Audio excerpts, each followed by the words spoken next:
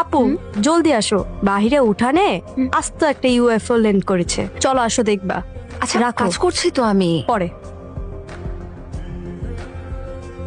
Hello, hi. বলেছিলাম না এত সহজে যাব না, তাই আপনাদের বাসার সামনেই একটা ছোট্টখাটো ব্রাঞ্চ খুলে ফেললাম। তুমি কি ওনাকে চেনো? আসসালামু আলাইকুম আঙ্কেল আন্টি, আমার নাম রায়ান, আপনাদের মেয়ের অফিসের সিইও। আপনাদের পারমিশন ছাড়া এক পাও ঘরের ভেতর দেব না, টেন্টেই ম্যানেজ করে নিব। স্নেহা, জেনজি বোন আমার, ঘরে কি সলিড কোনো ডায়েট আছে? তেমন কিছু না, হালকা স্ন্যাক্স হলেই চলবে। শুধু মুড়ি আছে, খাবেন? কি বলো, মুড়ি উইথ সরিষার তেল দুনিয়ার সবচেয়ে সেরা স্ন্যাক্স, যাও নিয়ে আসো।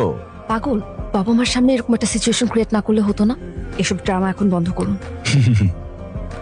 লক্ষণ তো ভালো দেখছি না, মনে হচ্ছে 2026-এর প্রথম কালবৈশাখী আজকেই হয়ে যাবে। তোমরা এখান থেকে যাও তো। দরজা জানালা বন্ধ করতে হবে না। তাড়াতাড়ি তাড়াতাড়ি চলো চলো। আপনি প্লিজ আপনার শহরে ফিরে যান। সরি।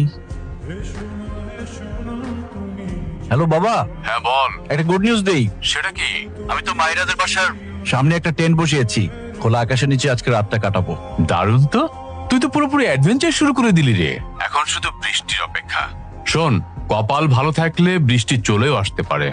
আরেকটা কথা, ওই গ্রাম বাংলার মাটির গন্ধ আর রাতের খোলা আকাশ, এটা দেখতে ভুলিস না কিন্তু।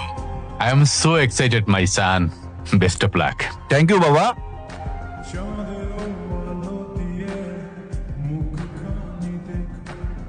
আপু বাহিরে উড়াধুরা ঝড় বৃষ্টি হচ্ছে, চলো না দেখে আসি। ঝড় বৃষ্টি বাইরে যেয়ে দেখার কি আছে?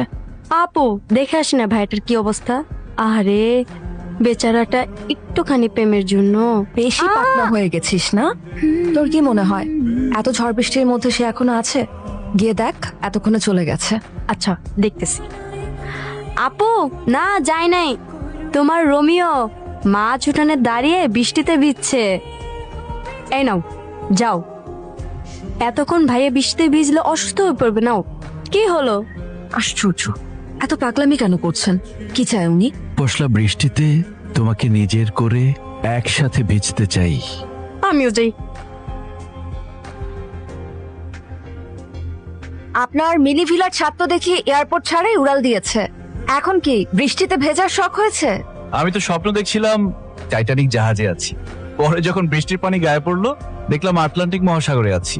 আচ্ছা বাই দ্য ওয়ে, আমার টেন্টের উপরের পাটটা কোথায় গেল বলুন তো?